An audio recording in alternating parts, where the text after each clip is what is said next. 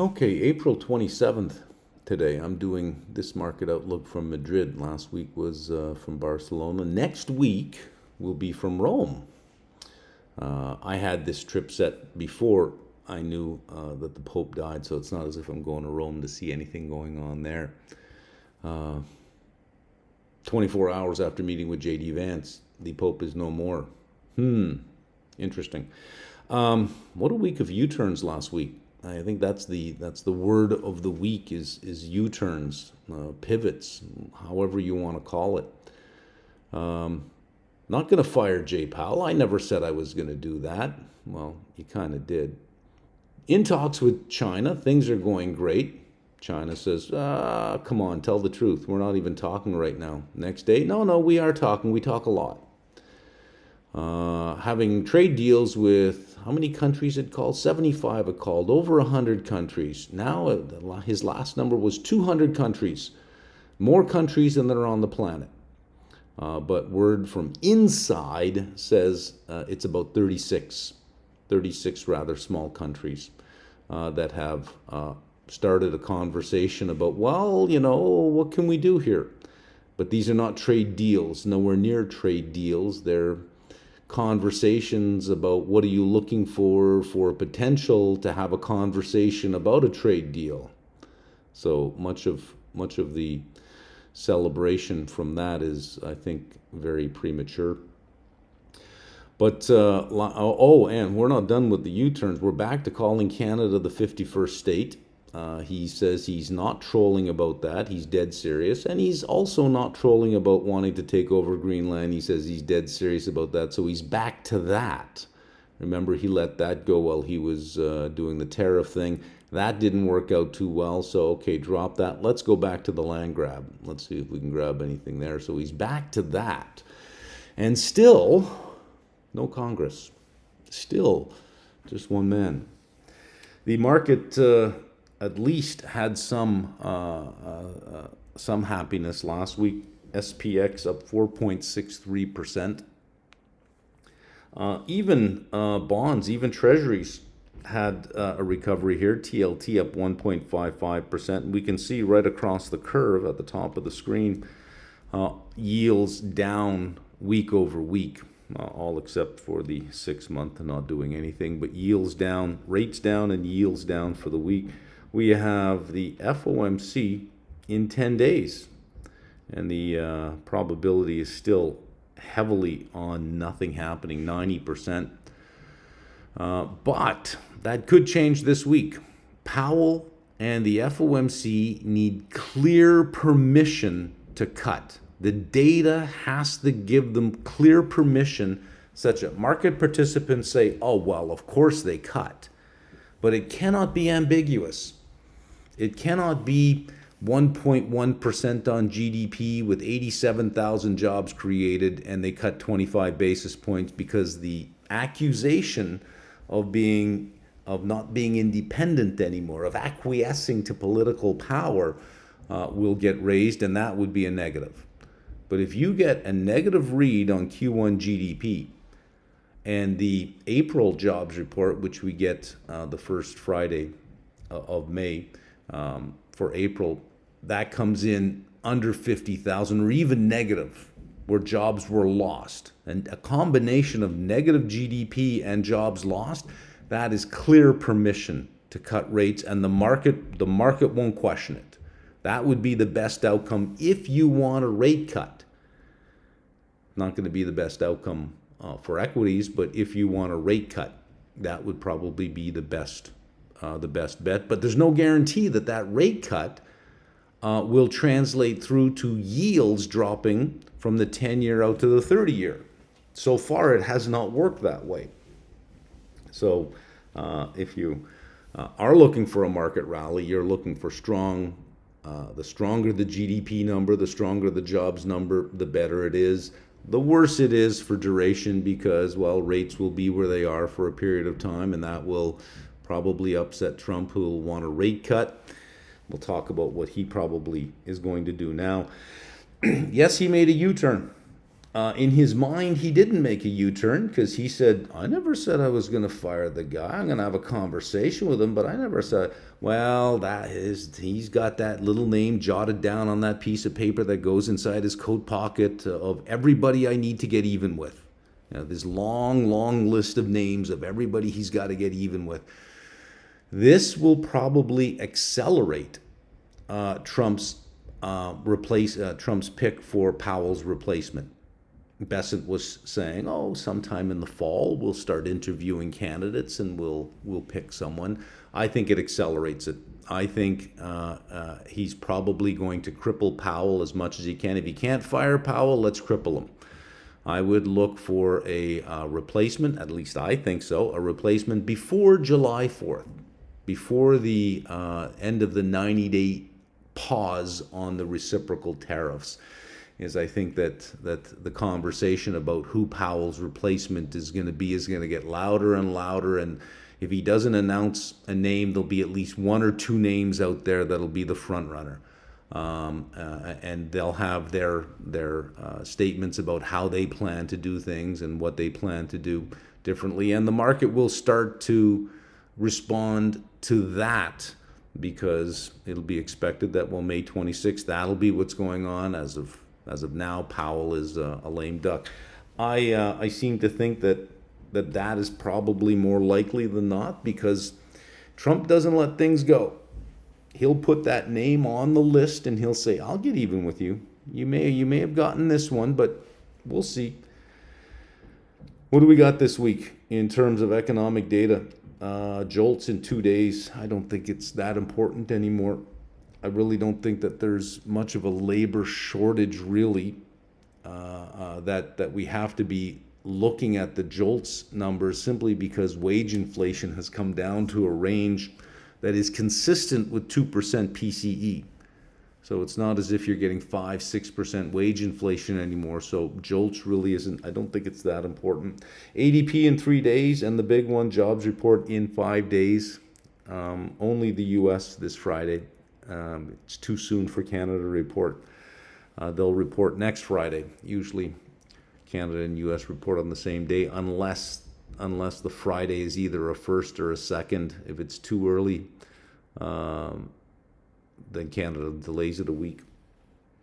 We got the trade balance in 2 days. That'll be interesting. And the big one, Q1 GDP, A for advanced look. That means it's your first look at Q1 GDP. We get in 3 days, Wednesday morning, 8:30 New York time. GDP now has it at negative 2.5%. But there'll be a lot of adjustments on the imports, especially for gold. It still has it at negative 0.4%. If you are hoping for a rate cut and hoping that Powell has permission, you are hoping that first quarter GDP will be ugly. Negative 0.4. If it comes in at 0, I think that's still not permission enough. I think you've got to come in, not just slightly negative, but a big drop. But the headline for at least Atlanta Fed with GDP now negative 2.5. We'll see what happens Wednesday at 8:30. And then 2 days later, of course, you get the jobs report. ISM manufacturing in 4 days. Another big one is Treasury refunding. You get it on the same day that you get Q1 GDP. That is in 3 days. And there is a debt limit in place. And we are at that debt limit, $36.1 trillion. I'll show you some screens a little later on. We'll look at the level of the Treasury general account this year versus last year, and the best estimates of when the Treasury is going to run out of money. But we have the refunding going on, and for the first 6 months of fiscal 2025, because the fiscal year starts October 1st, for the Treasury. For the first 6 months, the deficit is $285 billion higher than last year at this time, and it is the second highest deficit in history for the first 6 months of a fiscal year. So far off to a good start. We'll look a little deeper into that one. Reverse repo sitting just under $100 billion, reserves down to $3.2 trillion, and there's the TGA at 576 billion. It is tax collection season, and I gotta tell you, that's light to be at 576. That's rather light on the TGA. Effective federal funds rate still at 4.33. Here is the Fed funds futures curve along with the implied rates for July, for October, and for next January. The reason we're using these is July will give us, because there's no Fed meeting in July, right? So it should be, the average for the month should be what the number was June 30th. Same with October would be for September 30th, and January would be for December 31st. Market is looking at 90 basis points, roughly about 3.5 rate cuts in 6 meetings. We're probably not going to get anything in May, unless, of course, we have ugly data. Now, ugly data does two things. It does give the Fed permission to cut, but from 4.33, 25 basis points is just not going to be enough really to stop anything that's already started. The second effect that it's going to have is a psychological effect. Companies will then start to look at that.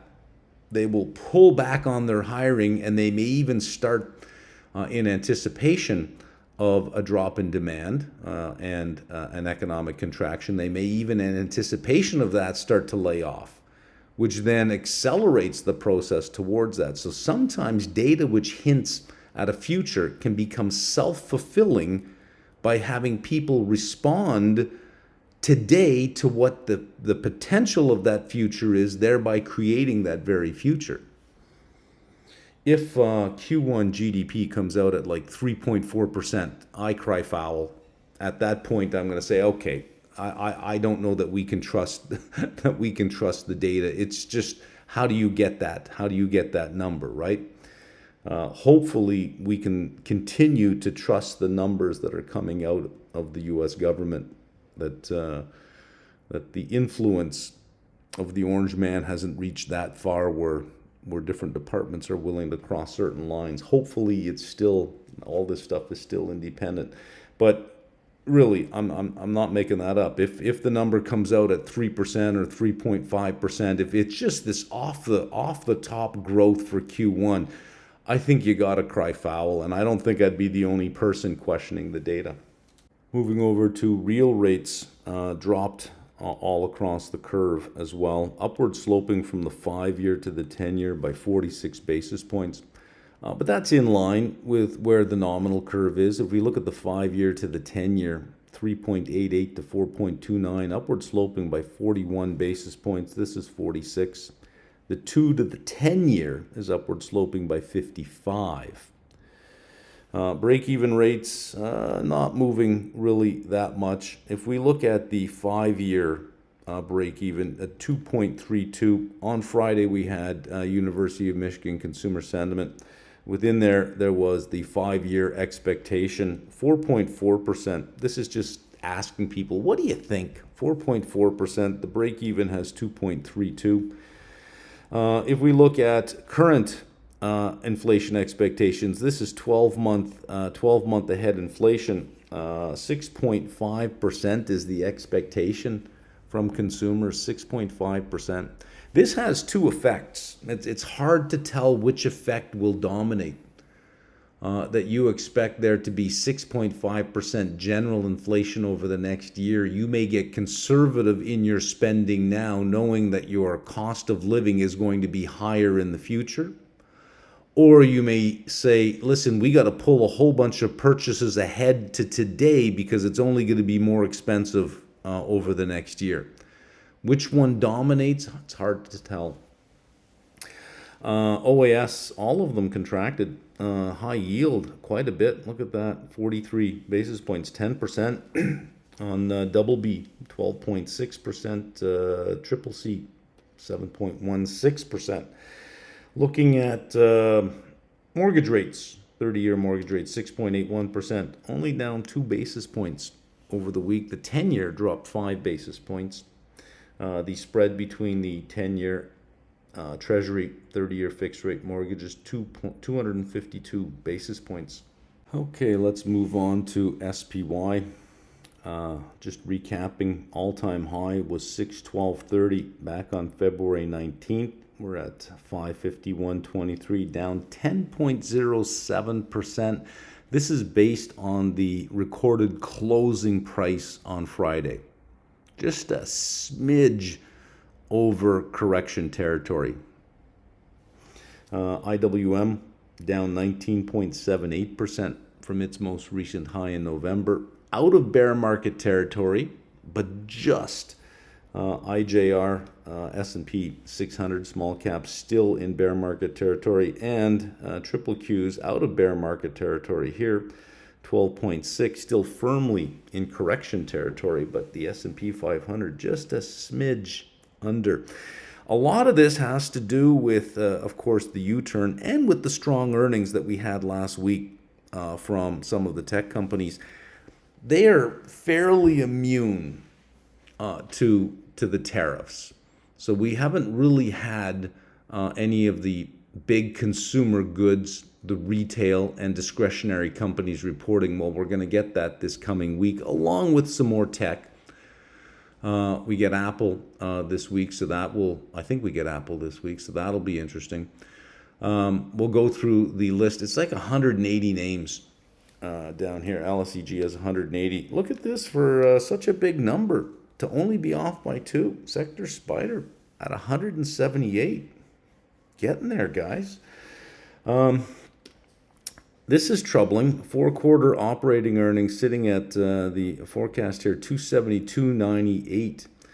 This is the last couple of weeks. 277.32 fell to 275.34, fell to 272.98. That's a $2 drop, a $2, what's this, $2.26 drop. Those are fairly big drops week over week.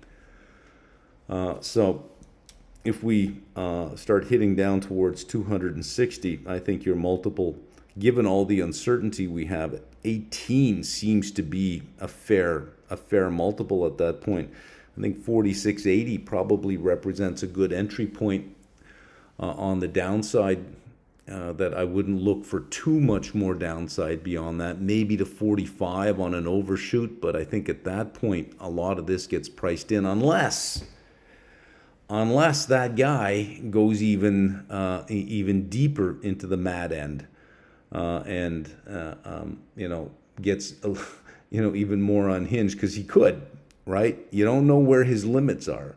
So if this is the worst that we have, and it's just a matter of him backtracking on things he said and then reversing again and just staying in this range of crazy, we might be okay at those numbers. 46.80. So we had a drop in operating earnings in the forecast. You had a 4.5% rise in price, 55.25 on the index, puts us back over 20 times forward earnings.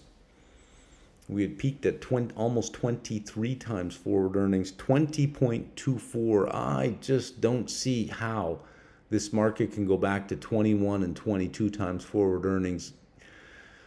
You now have the difference between this date over here, February 19th, and now is you now have 10% across the board tariffs. You now have 25%, I think still applies to autos that are not USMCA compliant. Although there was a report that certain car companies would get a carve out, but then that report I think was later said no, he said, no, I never said that. And then the next day I think it was back on again. I don't know. I'm not trying to be funny here. I honestly just don't know if they're even in place anymore or not. Things change minute by minute, it seems. You also have just the amount of negative sentiment that has built up towards U.S. travel, the U.S. as a destination for capital, and for U.S. brands. That didn't have to happen. That's the sad thing about all this, is that you probably could have gotten to where we are now incrementally without all of that happening. It didn't have to happen. But we have a negotiator whose MO is, I'll threaten you, then I'll call you names, and if that doesn't work, I'll reverse. That's not negotiating. We don't have a negotiator. If he were a master negotiator, Powell would have been telegraphing that he's ready to cut rates on May 7th, because Trump would have called him up and said, look, let me tell you why this is in your best interest as well. That's negotiation, where you never see it going on, but it just happens, and you think, well, this is everyone's just coming on board, aren't they? That's a negotiator. But to do it out in public, to threaten you, and then to call you names, and if that doesn't work, to say, oh, well, I never said any of that. You're just shrugging, saying, I'm out of options. I've tried the two things I know. I've threatened and I've name called. I don't understand why this is not working. So it didn't have to be that way. However, it is. So I don't know why we would think that, oh yeah, 21, 22, let's get that back. Keep in mind, 277 down to 272 in a matter of 2 weeks. And here we are at 20.24, up from 19.18, a full extra multiple in 1 week on the index. A full extra multiple. Implied volatility falling away as well on S&P. 21.3 down from 25.6, TLT 16.6 down from 17.7. Even the put call open interest 1.66 on SPY down from 1.82. We'll call that unchanged on TLT. Let's have a look at the companies that are reporting this week. Okay, I'm on sectorspider.com, and I've clicked on sector to group them by sector so we can see how many in each sector are reporting. Monday, not much, only 9 companies. Nothing, I don't think anything here really market moving.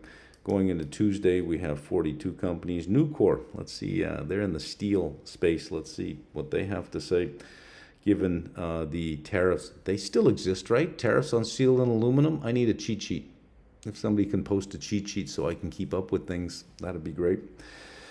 Sherwin-Williams, if you ever heard of something called the white paint index, that if you want to know how construction is going, everything uses white paint. So as the demand for white paint increases, it's a good leading indicator.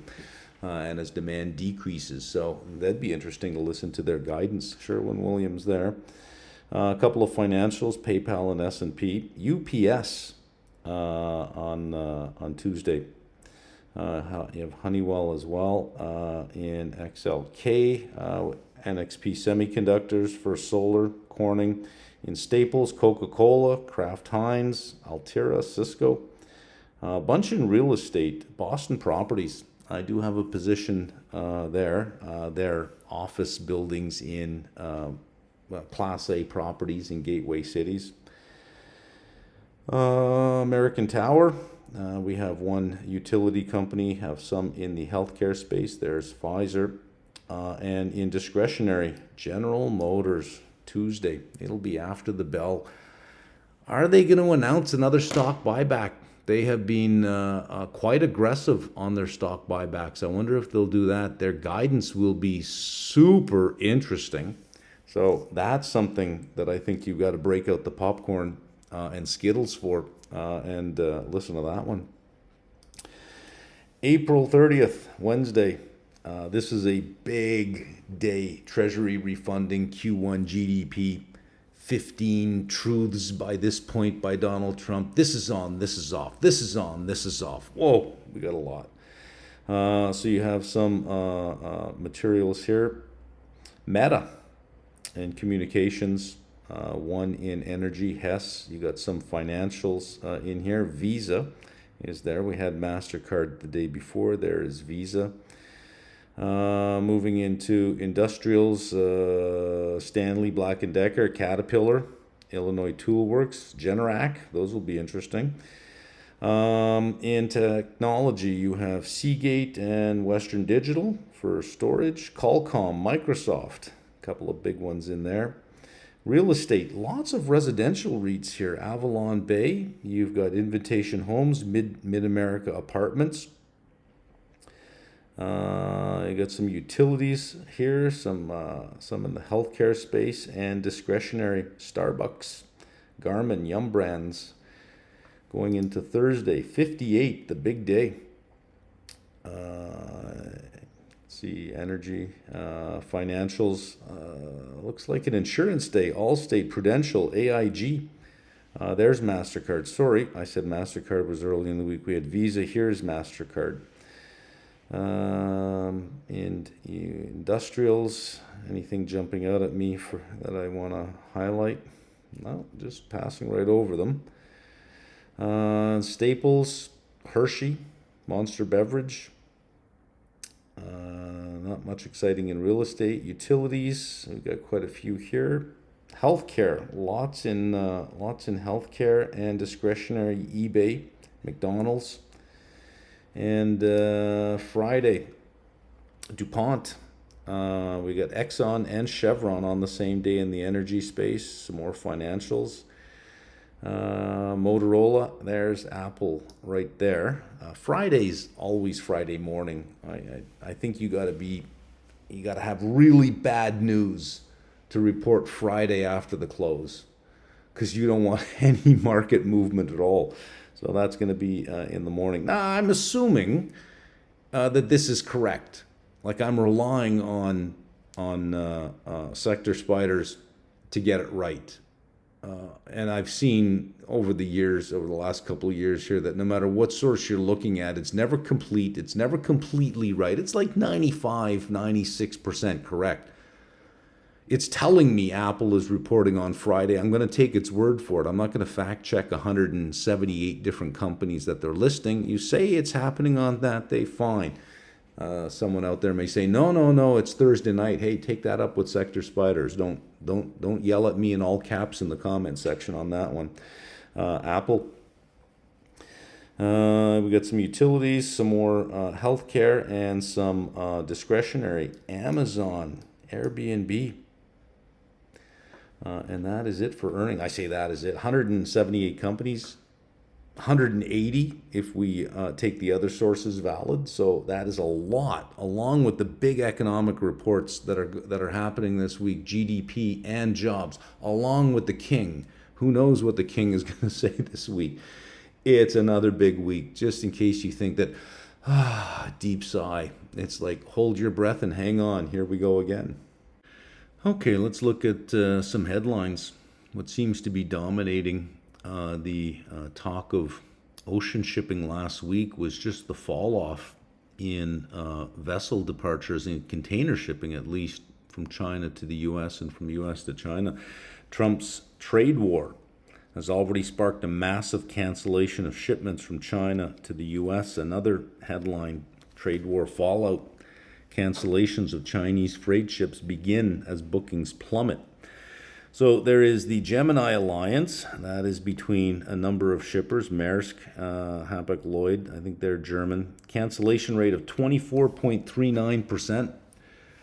This is not good for the container shipping industry, because you already have a certain amount of overcapacity. And as far as ships coming online, there's a lot coming online in container shipping, that if I had to make a play in container shipping, I'd be looking at the scrap yards right now, because a lot more of the older vessels will probably be scrapped. They weren't for a while because rates were high, but with rates dropping and with these kind of cancellations, you're going to have a lot of capacity existing and a lot of capacity coming online. Those 25 to 30-year-old ships, they'll be sent to the scrapyard. For 24.39%, followed by the Ocean Alliance, which is a CMA, Costco Shipping, Evergreen, and OOCL, 18% cancellation rate. Premier Alliance, comprising Ocean Network Express, Hyundai Merchant Marine, Yang Ming Marine Transport, 15%, and then you have independent shippers, 10%. So 24%. This is the biggest container shipper out there is Maersk. 24.39%, 18%, 15%, 10%. Global container shipping volume to fall 1% on Trump trade policies. Drury says 1% doesn't sound like a lot after you see all of this. And this is all in the container space. You'd think that it'd be more than 1%, but container volumes have grown every year. So if we're here and we expect it to grow and we're going to fall 1% instead, it is all the growth that disappears plus some contraction. And the order book was full of ships hitting the market based on continued growth in container shipping. So if you're in the container shipping space, you got to be biting your nails right now. That would be the third drop in global container shipping demand since London-based Treasury began collecting that data in 1979. Only the third drop. Container volume fell 8.4% during the global financial crisis in 2009 and 0.9% when COVID hit. When the whole supply system was shut down, container shipping volumes dropped 0.9%. They're forecasting 1% on Trump's trade policies. That's not even considering that those trade policies may cause a U.S. recession, which may cause a global recession. Then they drop even more. I think I would stay very far away from container shipping right now. Keep in mind, there still is the 10% across the board tariffs. There is the tariffs on steel and aluminum. There are the tariffs on the autos, except for certain companies, which is not true, but is true, which is not true, but is true.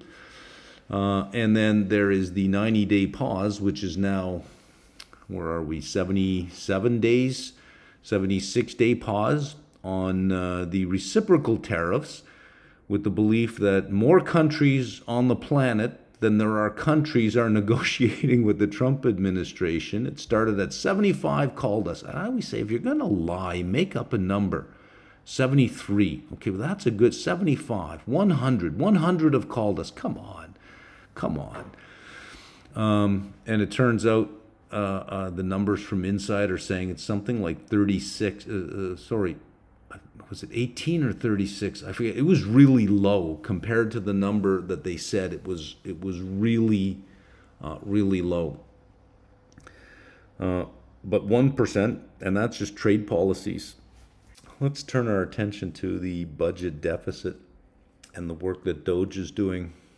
And then we'll look at our interest expense and look back at a period of time where the interest as a percent of GDP was pretty much where we are now. And we can look at it versus the S&P 500, the performance at that time. Let's just do a little bit of history. August 2011, S&P downgraded the credit rating of the U.S. government from AAA, the highest, to AA+. 12 years later, Fitch followed suit, downgrading from AAA to AA+. And then 3 months later, Moody's lowered United States credit rating from stable to negative. And given where we are now, we're at a debt limit again. We have a bunch of tax cuts coming up. We have tariffs in place that may offset the tax cuts. But we have a debt and a deficit that is, as Powell said, on an unsustainable path. And it doesn't look like the deficit is improving, even though DOGE is advertising $160 billion. It's not really showing up in the numbers yet. So it could be that we can expect more or another potential downgrade to U.S. debt, or at least a move from positive to negative or from stable to negative. DOGE is claiming tax dollars saved. This is as of this morning. This is as of April 27th, 2025. $160 billion in tax dollars saved. They're at 8% of their $2 trillion goal, 433 days left to go. 18,393 initiatives. Try to find technical notes on this stuff. Good luck. I looked around, I couldn't find it. Nearest I can figure on the 18,393 initiatives, because if you scroll down on their website, they list each of these initiatives. They look like budget line items. So in other words, 18,393 budget line items. And it also lists, when they list each line item, how much was currently saved and what the ceiling on the spending is for that line item. Many of those line items are zeros. So is it that there was nothing saved in a lot of those lines, or have you just not gotten to them yet? Can't find the note for that. Also, when you say current, you look at a certain line item. It says, currently we saved $25.3 billion. Is that $25.3 billion once? Or is it $25.3 billion a year for the next 5 years? You know, as an example. And if it is $25.3 billion, I'm just making this number up, by the way, is that in the 160, or is it 25.3 billion times 5, and that's in the 160, an undiscounted amount? In other words, is the 160 what you saved this year and every year, or is the 160 the accumulation of everything you saved, even if you took a line item that had a 10-year allocation and you got rid of it? Are you adding up all 10 years and saying we saved that today? I don't know the math behind the 160. So I can't really comment on the validity of the 160 and what the 160 means, other than saying, okay, well, there's 160 billion, but what does it mean? Interest as a percent of GDP for 2020, 1.617%. This is a line item that they're not going to be able to do anything about. 2024, up to 3.02% now. That's just in 4 years as a percentage of GDP, from 1.6 to 3.02. And keep in mind, GDP really increased over those 4 years, and you're at 3.02. The highest ever was 3.2%. The next screen, we're going to look a little deeper into this. TGA, April 23rd. 576 billion. Last year at this time was 910 billion. So it's down some 300 billion year over year. But we have hit the debt limit again. This was reinstated January 2nd. That should be 2025. The current limit, 36.1 trillion. And we're already there. 36.1 trillion in federal debt. We're already there. So it's easy to see how you can get to an interest expense that is a little over 3% of GDP.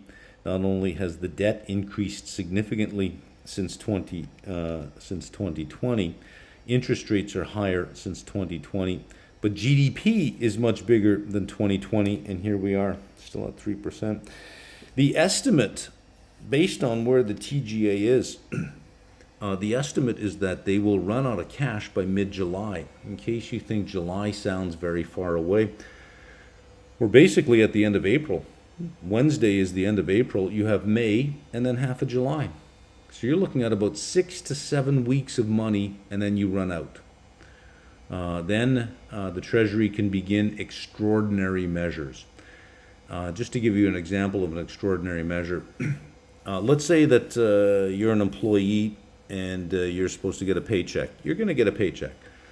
But what's not going to happen is for a federal pension plan, there are contributions that are made to the pension plan. Those contributions won't be made because it's not as if anybody won't receive their payment. The assets of the pension fund won't grow by the amount of the contribution, but you're not really defaulting on anyone at that point, other than just you didn't make your contribution. You could do catch-up contributions later on. That's an example of an extraordinary measure. You could close some provincial parks and say, well, let's close this, let's close that, to lower some costs or expenses that you would have to pay. If you implement extraordinary measures, you can get to August, mid-August or mid-September, another 4 to 8 weeks. But you're looking at about, from where we are now, 6 to 7 weeks of cash. And then you have to go into extraordinary measures, which can buy you another 4 to 8 weeks. So we've got to get this settled. Looking at the deficit, the budget deficit, October to March, this is 2025. I don't know what happened here where I got all 2026 happy. October to March 2025, negative 1.3 trillion is the deficit, second highest on record, 245 billion higher versus 2024. The U.S. has a fiscal year that goes from October 1st to September 30th. So the fiscal year 2025 begins October 1st and ends September 30th, 2025. As of March 31st, we're halfway through the 2025 fiscal year, and running almost a record deficit, 1.3. But that's for 6 months. Trump really didn't take over till, let's call it mid-January, January 20th. So October, November, December aren't really his. October was negative 275 billion. November, negative 366 billion. This was Biden. He had lost the election, and if you recall the headlines at that time, or any discussion about government spending, they were pushing as much money out the door as they possibly could. They were trying to fund everything they possibly could. December, negative 86 billion. January, negative 128 billion. Those are low numbers. The first full month under Trump, 307 for February, 160 for March. However, because of the way that March began, the date on which it began, there was $83 billion of benefit payments that ended up being assigned to February that would have been assigned to March. So let's correct it. 224 versus 243. That's February and March under Trump. Let's look at February and March under Biden, 296 and 236. So if we add these two up over here, we get to 467 billion. If we add these two up here, we get to 532 billion. So we can say, well, not bad, Mr. T. 33 and 32, that is $65 billion lower for those 2 months than the year before. That the budget deficit is 65 billion lower, or 32.5 billion per month. That is not going to do it, right? If you extend that out over the course of the year, you have 390 billion, call it 400 billion. You have a run rate right now of 2.6 trillion. You're still looking at $2 trillion deficits. That's just not going to cut it. Actually, the second half of the year is not as bad as the first half, because in the second half you have both April and September tax collections. So that offsets the spending that you're doing. So you do have that coming in. The estimate is that it's going to be somewhere around 1.9 trillion, which is worse than last year. So it's simply not enough, but give him a break. He just got started. Okay, as far as the 160, I tried to figure out, well, where would I put the 160? Is it already in the 65? Is the 160 already in there, but the increased spending reduced it, moved the direction the other way by 95 billion, thereby only resulting in 65? Is this 160, when you say tax dollars saved and you say it's current, can I take it as happening now? Or is this savings that would have happened over 5 years and you're just adding it all up? I really don't know. So I don't know where to put the 160. I don't know how to judge the 160 against the 65. I don't know. So there we are. All I can do is say, we're at 1.3. Whether it's Trump or Biden's doesn't really matter much for the holder of a treasury. For the holder of a treasury, it's still 1.3 trillion for the first 6 months, second highest on record. And the Doge cuts don't seem to be really showing up anywhere, although we do have a headline number. They don't really seem to be showing up in a lot of places. We're hearing about all these people being laid off and fired, but we're not really seeing it in initial claims. So, are we being lied to? Are we being misinformed? Or is it happening, but it just takes time and we haven't seen it yet? Questions, questions, questions. Okay, we got a lot going on this screen. Top panel. This is interest as a percent of GDP. So there is 3% interest. The interest payments as a percentage of GDP, there's 3%. We can see from 1985, it was 2.98%. This is about 1994, 1995 over here. 1991, it hit a peak of 3.157%. 1989, 2.99%, very close to 3%. And it was 3% over a period of about 10 years, running at about 3% of GDP. In 2024, we're at 3.0292, a very rapid increase in interest cost as a percentage of GDP. At the bottom, I broke it down as to what administration we were in. Here is the Carter administration. It started creeping up during that period of time. Reagan, Republican, was the king of this one, brought it up from under 2% to 3%. Bush continued it on. Clinton really solved the problem. Well, I don't know if he solved the problem, but under his administration, the problem became solved. The problem, or the solution, mostly came from capitalism, not from policy. So I'll give it to capitalism first, and I think that capitalism gets us out of this problem as well. Here is the second Bush administration, Bush Jr. He had 8 years in there, and from the time he came in to the time he left, it did decrease as a percentage of GDP, even though he increased the debt for his forever wars. Then you had Obama, which reduced it yet again. Under Trump, we did have an increase over that period of time, and then Biden really brought it home from just a little over 1.5% all the way to 3.02%, but 1.6% at the start of his 1.6 all the way to 3%. And the forecasts are that by the end of the year, we will take out the high here at 3.15%. So there's the history of interest as a percentage of GDP. By the way, here's the post-war period where debt was quite high as a percent of GDP, but the interest payment as a percent of GDP wasn't that bad, 1.7, 1.8%, and then for the longest period of time, sitting at around 1.2, 1.3%. The bottom chart over here is the S&P 500 from about 1985 to about 2000, and I tried to line up some dates for you here. Here is 1985 when it first hit almost 3%, 2.98%. S&P was at 544.46. In 1989, got very close to 3%, 2.99%. In August, this is January of 85. This is August of 89, 902. We hit 902 in on the S&P, and then 5 years later, in August of 94, we hit 1,020, and 94 was just around this period of time over here.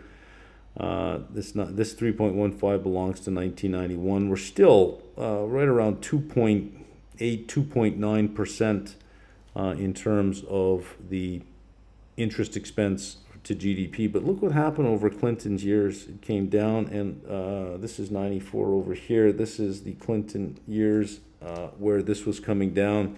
The S&P 500 was going up. Now, this is not saying that if we can get the interest expense down, we can give a boost to the stock market. So it's not a question of saying, okay, what we need to do is lower the yield curve all the way to zero and we will have a booming stock market. You'd probably have asset inflation and you probably would have a booming stock market, but for the wrong reasons.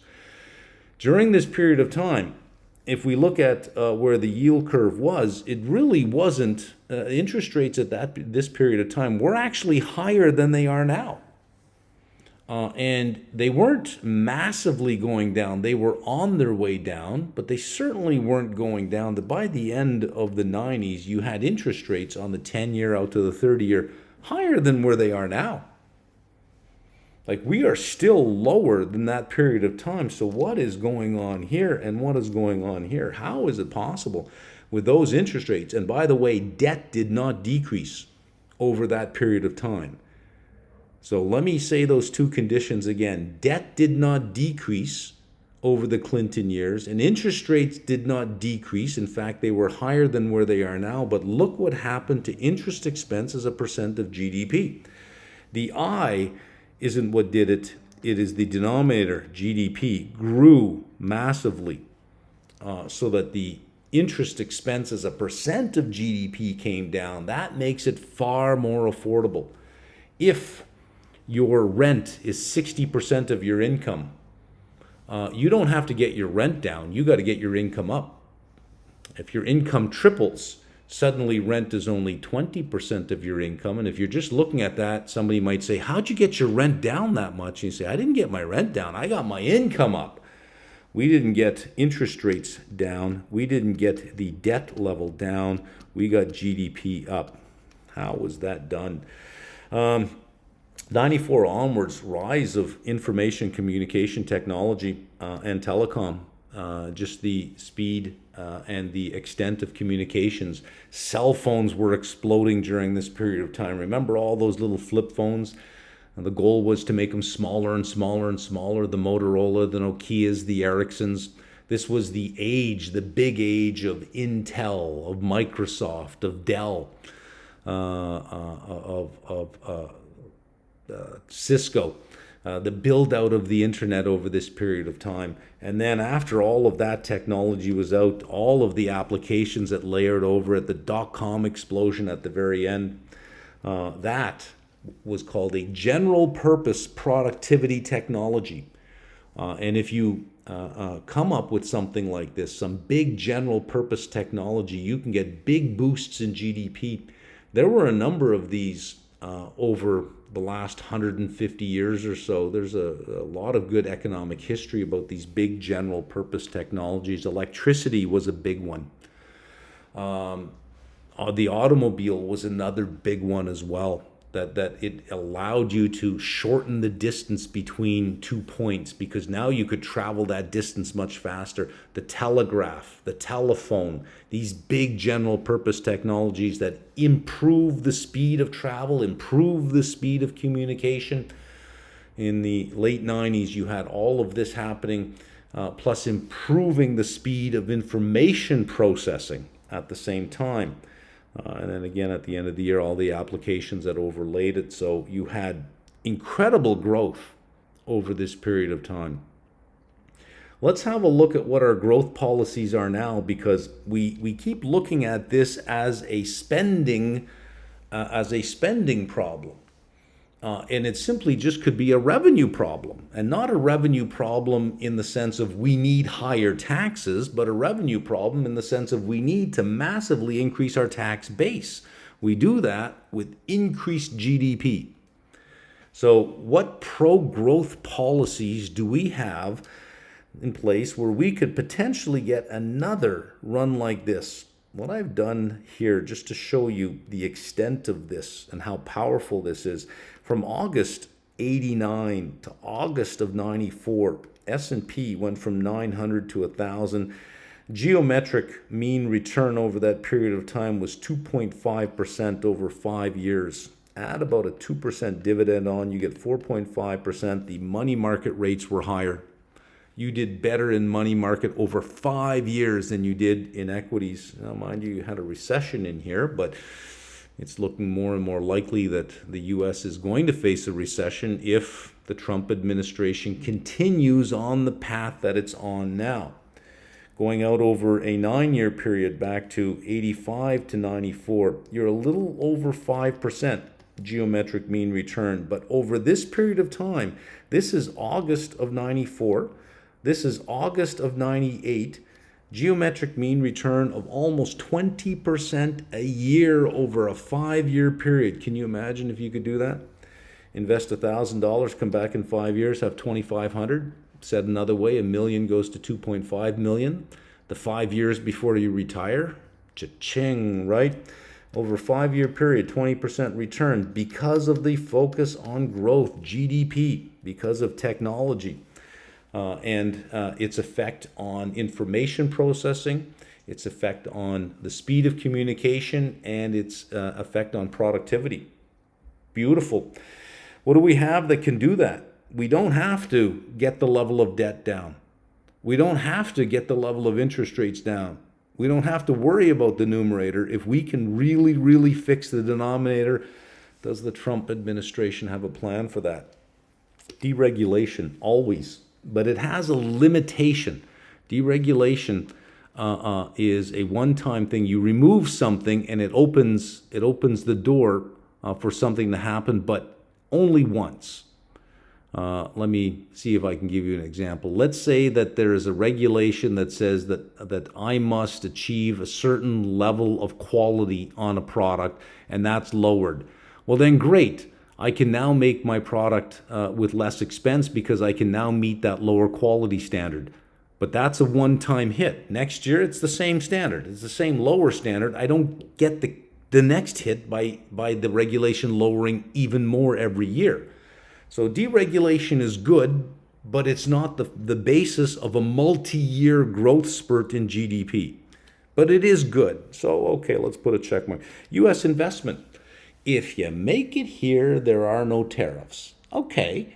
So if you can get enough companies hopping the border and beginning to make their product in the U.S., that becomes part of gross domestic product, as opposed to taking away from domestic product with an import. It becomes part of gross domestic product. We'll leave the conversation aside right now, that even if you make it in the U.S., you're not going to fix the trade balance, because the trade balance has nothing to do with what you make. It has everything to do with what you spend. But still, you would increase domestic GDP. Okay. General productivity technology. That's what this stuff was, general productivity technology. And you look back over the last 100 years, there's been a number of these big general purpose technologies. The telegraph, which increased the speed of communication. Railways, which shortened the distance between two areas because you didn't have to take a horse and cart. You could take a railway and get there faster. Electricity, the telephone, automobiles, all of these things that were very general purpose. Everyone, everywhere would use them, and it would increase the level of productivity. It'd allow you to get somewhere faster, allow you to communicate faster, allow you to process information faster, anything along those lines, as long as it's general purpose. So we can contrast AI with crypto. Crypto is not general purpose. It is specific purpose. It is doubtful that it could be the basis of a multi-year run in GDP growth. It's doubtful. AI, on the other hand, is real. It can do some amazing things, but it does have its limitations. But I think investment will continue in this. So from this one, we can say AI, and I would say, yeah, that sounds like it's going to be a general purpose technology that has the ability to increase productivity for many years to come, because it's not over. In 1996, 1997, you looked at the internet and you said, this is really great, but I mean, is this it? Today, you look at AI and some of the things that you can do, and you can say, this is really great, but is this it? We're sort of in the same place. So I think the build-out continues. I think we have, with deregulation, and we do have a general purpose technology here, I do think we have the basis for growth in GDP. However, we have to look at the negatives that we have. Tariffs. You didn't really have this fight going on in the 90s under Clinton. There wasn't these tariff wars going on. You did have tariffs. They did exist.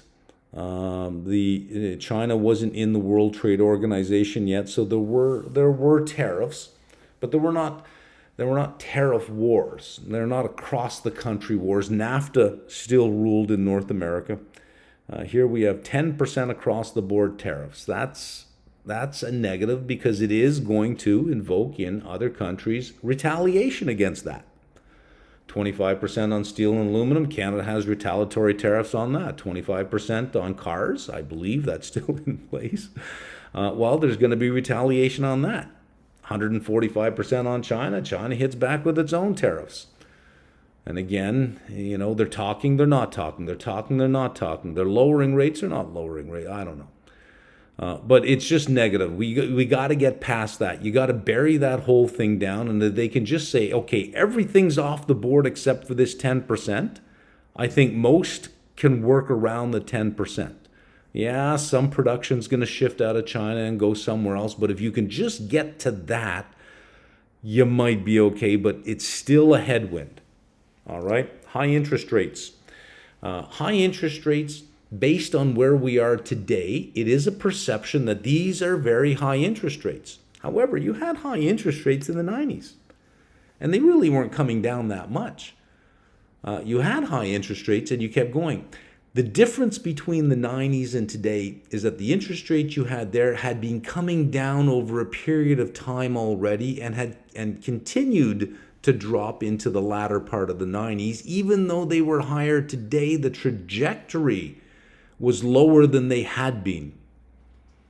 And at that time, nobody had in their head a 10-year rate under 2%. That would have just been laughable. It would have been ridiculous. What about 0% money market yield? Oh, come on.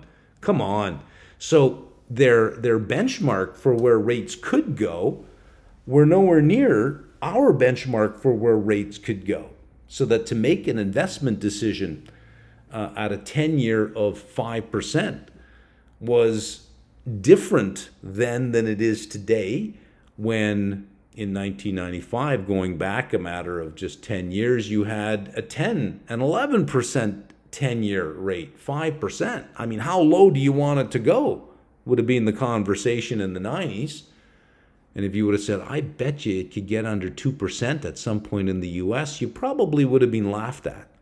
But it did. So that's why the 10-year at 4.5% today seems so expensive. Seems, well, not expensive, but the cost of debt seems so expensive. The bond is cheap. The cost of debt seems so expensive because we have seen under 2%. We have seen the zero line on money market rates, so it's like 4.5. So that's why I put it as a negative, because the perception is that we have high interest rates because we came from low interest rates to high interest rates. Over the 90s, you had come from high interest rates to low interest rates. The perception was different. Belligerent policy. Didn't have that under Clinton. Now we have it. Just the way that policy was introduced has now created an anti-American sentiment towards travel to the U.S., towards American goods even being on the shelf. It's not a matter of let the consumer decide, it's let's just take them off the shelf. And towards capital. The underweighting, or at least the lack of overweighting, or the desire not to be overweight U.S. assets at this point, because are we going to get a repeat of this? Right? We don't want to live through 5 years of 2% growth. Goldman Sachs says you're looking at about 10 years of sub 3% growth on the index. Sub 3% on the index. Immigration is shutting the borders down. You're actually kicking people out of the country. Even in Florida, as Canadians are leaving, you're getting other Americans that live in Florida saying, good riddance, get lost. They didn't know that they were supposed to hate Americans until Trump told them that they're supposed to hate Americans. And then when the restaurants are empty, they're saying, hey, what happened here? Where's all our Canadian friends? Remember, you're supposed to hate them now.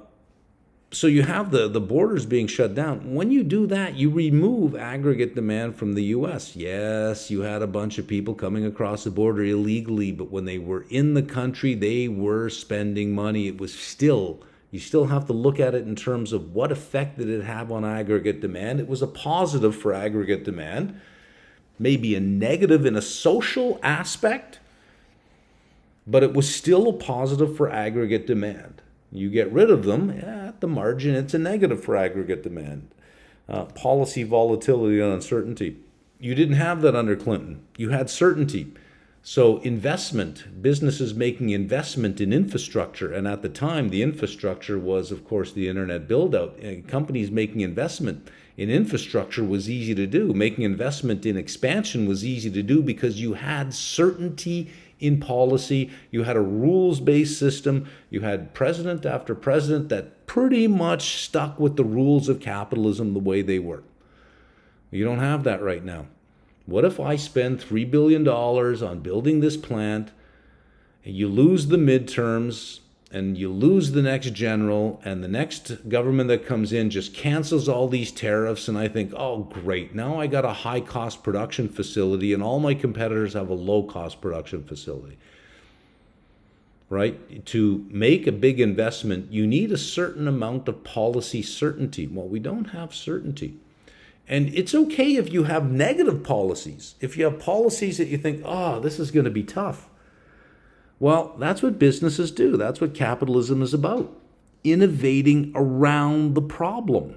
If you want innovation, give somebody a problem. They'll figure out how to get around that problem. If somebody is too comfortable in their existence, throw some problems at them. Well, that's bad policy. If you have bad policy, you can still work your way around it. But what if you don't even know what the policy is? And that's a headwind right now, is the policy uncertainty and the volatility of the policy. Neutral, extension of the tax cuts. Why do I say that's neutral for growth? Is because you already have them. So if you extend them, it's not an addition of something, it's just an extension of something you already have.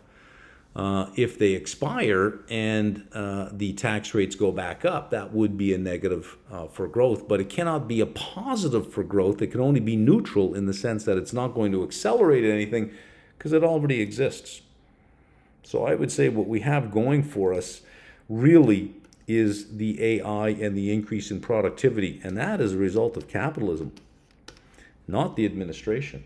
I have said often that the culture that we have, primarily in Western capitalist economies, the culture we have, the standard of living we have, the wealth creation we have, look to business. Business and capitalism is really the sole cause of most of that. Governments sometimes help, oftentimes are of no help. Very rarely do they actually hurt. They at least try to do no harm. They often do no good, but they at least try to do no harm. Here we have an administration that seems hell-bent on doing as much harm as it possibly can. Now, last week we did have some U-turns. And we do have the promise of deregulation, and we do have what I think is the early innings of a general purpose productivity technology. If this administration could just get the hell out of the way, I think we got something. But I don't see that happening. So all eyes on one man. Yes, we got a lot this week. 180 companies reporting earnings. Big economic reports, Q1 GDP, jobs report, next week the Fed, but still one man, all eyes on one man. And when the cameras are going to be on someone else, you can always count on that one man to wear a blue suit when everyone else wears a black suit. Because what's everyone talking about now? Not the guy in the white robes, but the guy in the blue suit. And that was the point of it. And that is what we have to deal with. So, going into this week, no matter what else is going on, all eyes on the guy in the blue suit.